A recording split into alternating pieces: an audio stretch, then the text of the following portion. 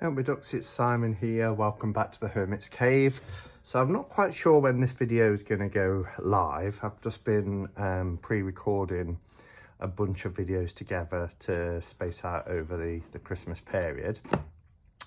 But I wanted to come on today to share my thoughts on the Spirit Keepers Tarot, which is the Revelation edition. Now, just to say right from the off, I didn't back this on Kickstarter. In fact, I don't think I was even aware of it on Kickstarter, or if I did, then it didn't really register. But then I started to see some unboxings and walkthroughs when these were sent out a couple of months ago.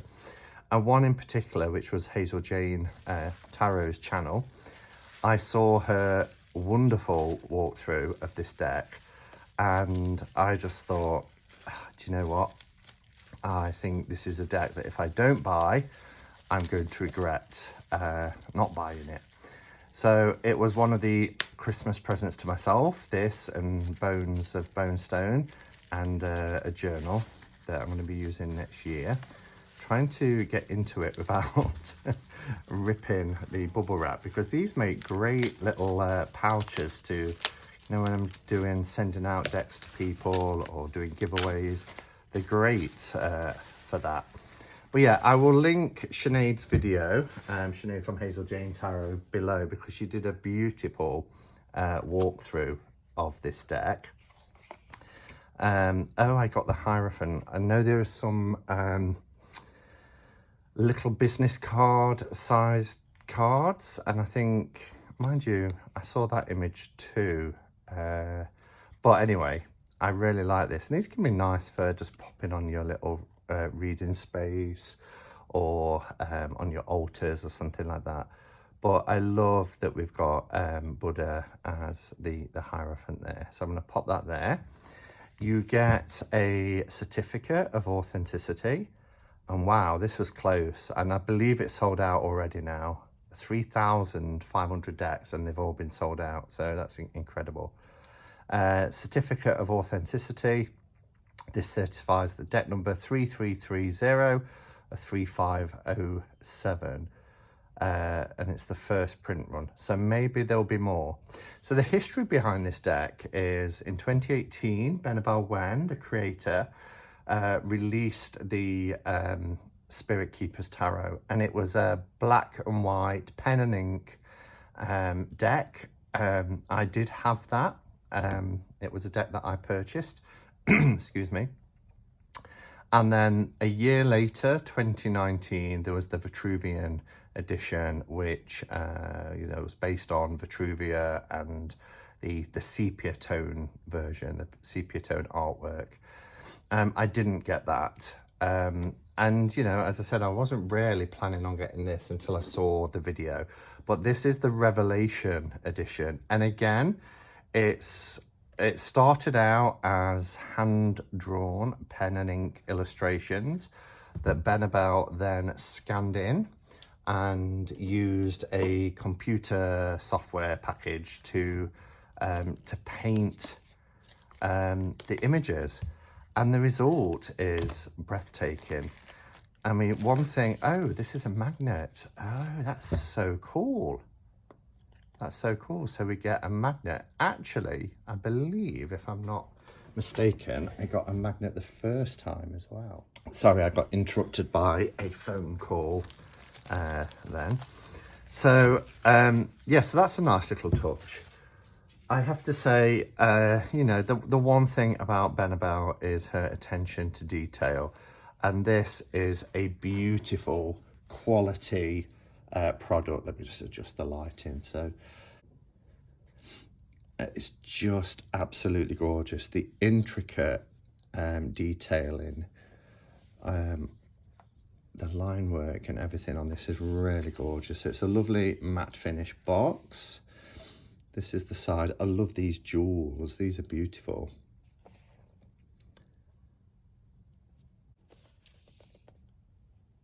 Really beautiful. And there's some writing here on the back from Egyptian Book of the Dead. We have these little thumb cutaways. Just look at this. Oh, wow. Saperi out. Dare to know. Not quite sure what. Just look at the detail on the inside of this box. Really beautiful. And this is a lovely sturdy box. It almost feels wooden. It's that good quality. And then, wow, look at this. Tell me what it is you seek. I will show you the way. Lay your fears by my feet. I will dispel them. Name what afflicts you. I can heal it. Whatsoever you need, I shall provide. Here is your refuge. Here you will find sanctuary. This is just beautiful. Really beautiful. I don't think I've seen such a more beautiful box. So we have a little white book. Now you can, and I remember this from the first time when I bought the Spirit Keepers, the first edition. I think it's Lulu Books. You can get the big book of maps, which is a tome. It's a huge book, very, very detailed. But, you know, looking at this, I'm hoping there'll just be enough in here just to at least get me started. So it's called Little White Book, the Revelation Edition. And then on the inside, we've got our contents page. Does it go straight into the cards? We've got an introduction here.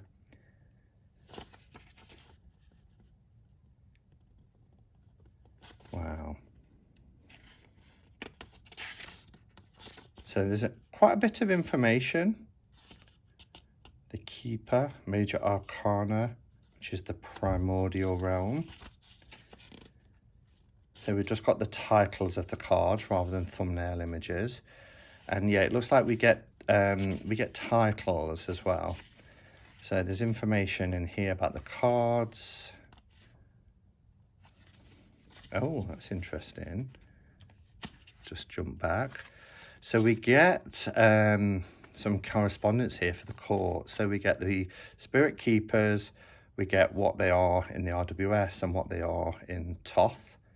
So archangels are kings in RWS, and in Thoth they're knights. Shields, queens. Shining ones, knights, princesses. Heralds, pages and princesses.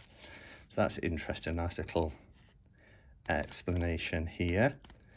I think this has I Ching in it as well, I seem to recall when I was deciding whether to get this. Yeah, so I think each card at the bottom, yeah, has a one of the, what do they call them, trigrams, one of the 8 trigrams there for heaven, lake, fire, thunder, wind, water, mountain, earth.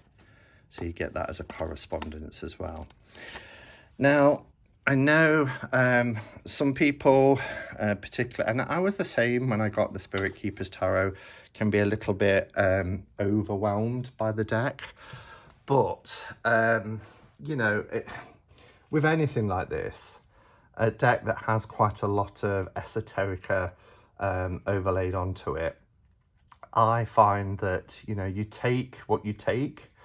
But you know, you can read this if you're used to reading tarot, then you can read this as is. You know, the priestess is the priestess, the empress, the chariot. You can still read this. You've got a little white book to act as a guide as well. But for the more advanced you know, readers, if you wanted to use an elemental association, or you know, some I Ching, other sort of correspondences that are here on the deck, then that's available too. But what I would say is don't be too put off by that. You know, it's something that you can, and especially if you want to invest and get the book of maps as well, then that's something that you can do. These feel amazing. The cardstock is really nice. It's good quality. It's lovely matte finish. These are the backs, which are beautiful. Really beautiful. It has this nice gold gilding. it's like a brushed gold rather than a solid. It's got the speckled. Oh, sorry, I just knocked the camera. It's got the speckled effect, which is really nice.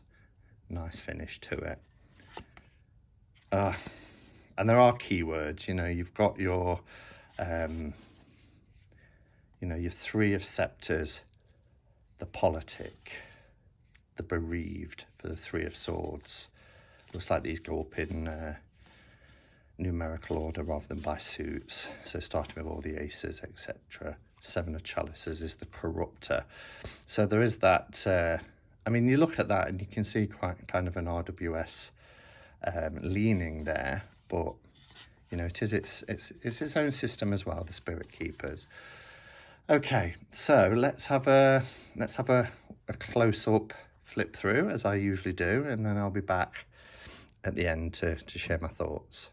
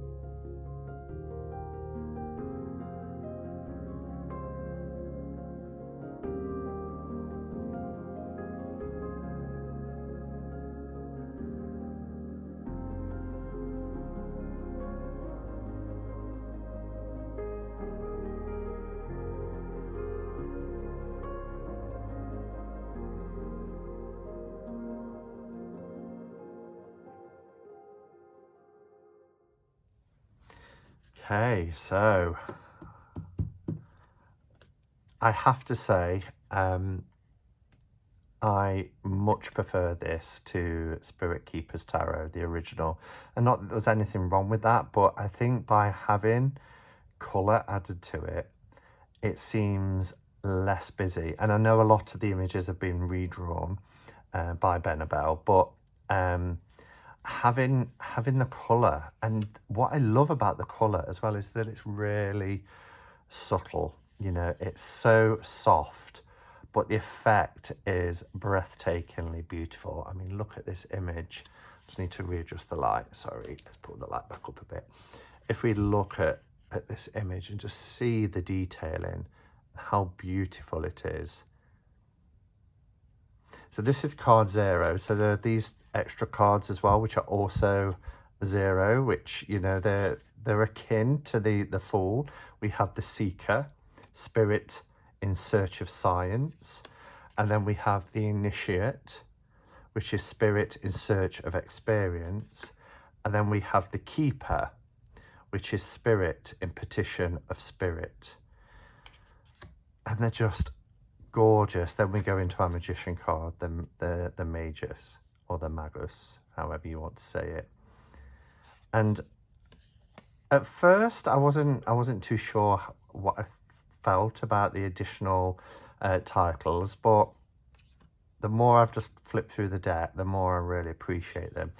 What I love about this deck as well is there's lots of different cultural representations. I can see landscapes of Japan, of Europe. I can see Egypt. You know, it's so beautiful, and I'm hoping that even the little book, the little white book, goes into that a little bit. What I might do is I might pull a card at the end, and we'll just see what the little book tells us.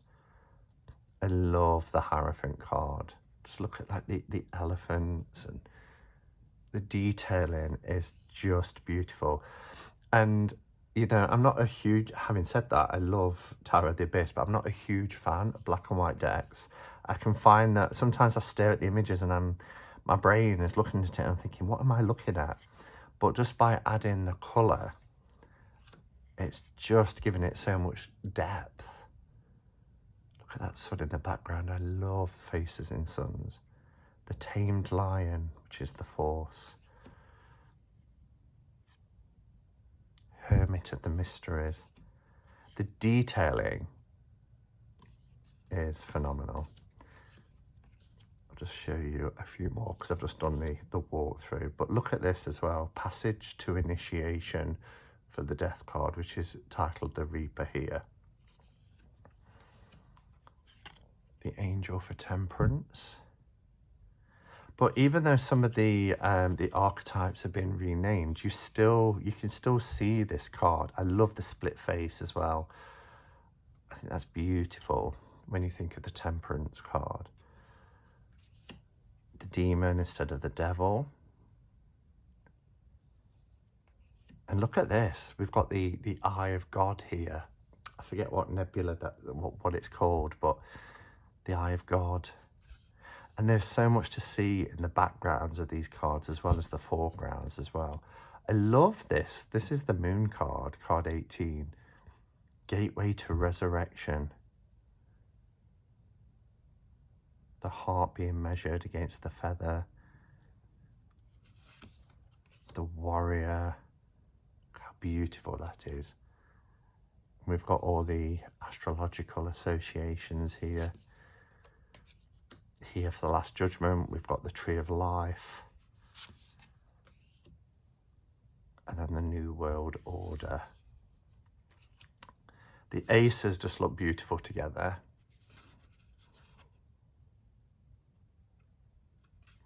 So it says at the bottom, Ace of Scepters, the Awakening.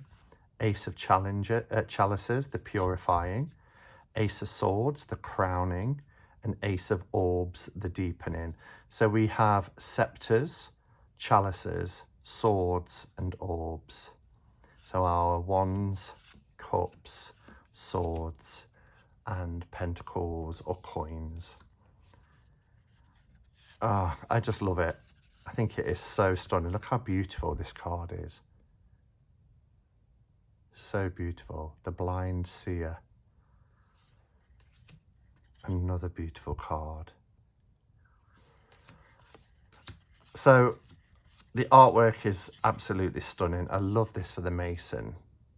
The Three of Orbs. When we think of the Three of Pentacles, you know, that person, that masonry working away, chiseling away. But look how grand this temple is. I could sit and speak about each and every card, but I won't, because I don't want this video to be too long. I've got a couple more to film yet. Look at the background there. Look at that sky. It looks like the Aurora Borealis, the Northern Lights. Look at this. Love this card. The Four of Chalices. The Hollow Void.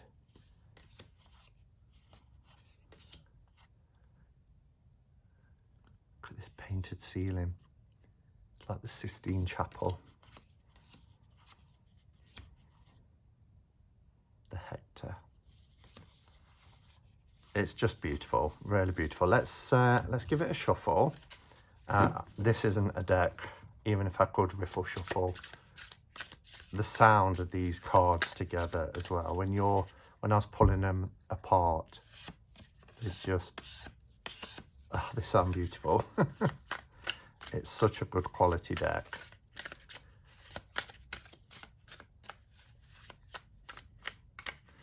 This is just for the purpose of pulling a card. I know these aren't going to be really shuffled really well.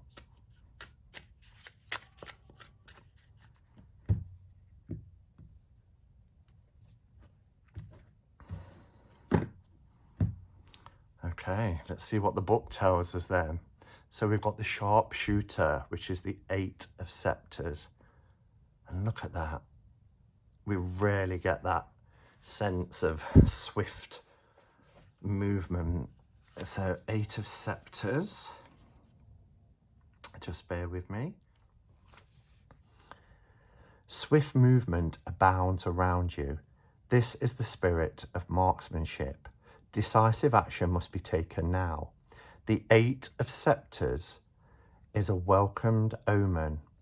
You will hit the target you've been aiming at, but move quickly because time is of the essence. In the foreground, Artemis, the Greek archer goddess of the hunt, twin sister to Apollo, aims and shoots with her silver bow. There we see here. A gift from her father Zeus. She is wearing her signature saffron hunting tunic. Artemis was the patron goddess of Sparta. Appearing in the skies is Athena, the goddess of war and wisdom, another daughter of Zeus and patron goddess of Athens. She wields her father's aegis, now adorned with the severed head of Medusa. An assembly of powerful goddess energies are present when the shapeshooter appears. You are their messenger, a vessel for divine will. The words you speak are the words of the goddess. So it's really beautiful. You get quite a bit of information in the little white book. But what I really like is the fact that the scene that is depicted in the cards is explained in the little white book. And as I've always said, you know, little white books are great if they go into a little bit of detail and give you the creators' insights into why they've depicted the card that they've depicted. And Benabel does that with this little white book. So I really love the explanation there. And again, as somebody who reads RWS, you know, this is the Eight of Wands. It's about being decisive. It's about taking swift action. It's about aiming for what we want and following it through. And, you know, that's not a stretch for me.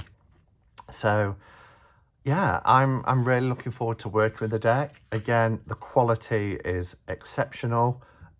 which we've come to expect because Benabel does, you know, put her heart and soul into her decks and her books and everything else. So I guess we expect that now. But yeah, okay. Thank you for watching, everybody. And until next time, go in peace. Namaste and blessed be.